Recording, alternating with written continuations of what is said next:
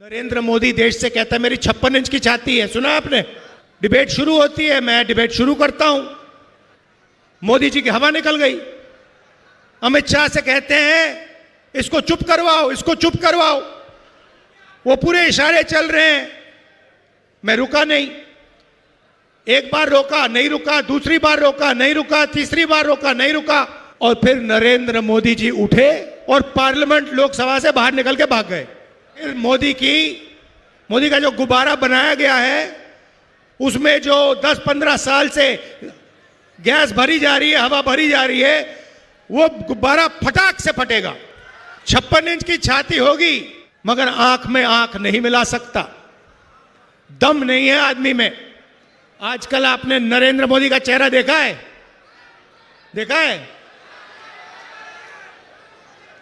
हवा निकल गई है।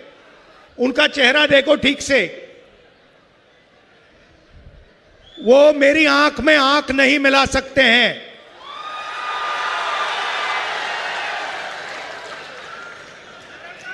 वो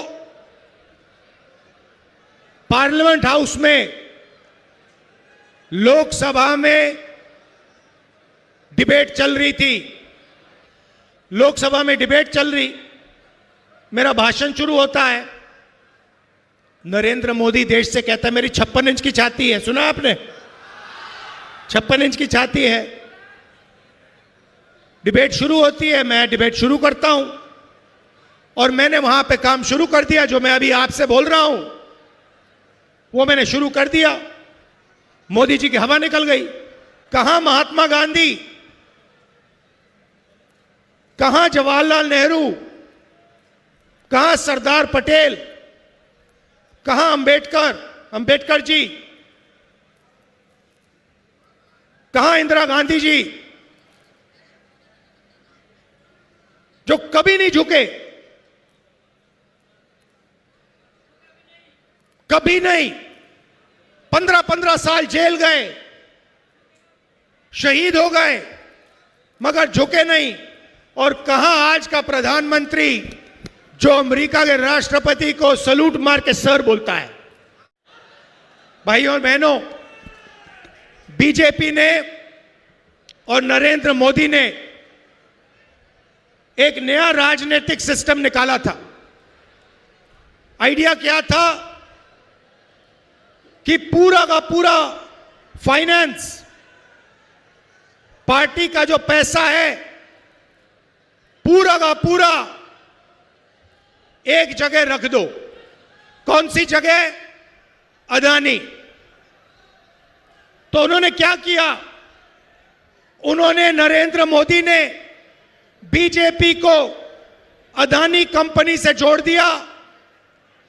अदानी के लिए बीजेपी काम करवाती है और अदानी पैसा, सपोर्ट, मीडिया, फाइनेंस सारा का सारा बीजेपी को देती है।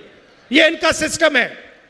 तो सचमुच में यह अदानी कंपनी नहीं है, इसका नाम मोदानी कंपनी होना चाहिए। अंबेडकर जी को हम याद करते हैं। अभी हमने अंबेडकर जी पर फूल चढ़ाए, उनकी फोटो पर फूल चढ़ाए। अंबेडकर जी ने, गांधी जी ने, नेहरू जी ने देश को संविधान दिया था। और आज नफरत भरी विचारधारा, बीजेपी की, आरएसएस की नफरत फैलाने वाली विचारधारा संविधान को खत्म करने की कोशिश कर रही है, संविधान को मिटाने की कोशिश कर रही है।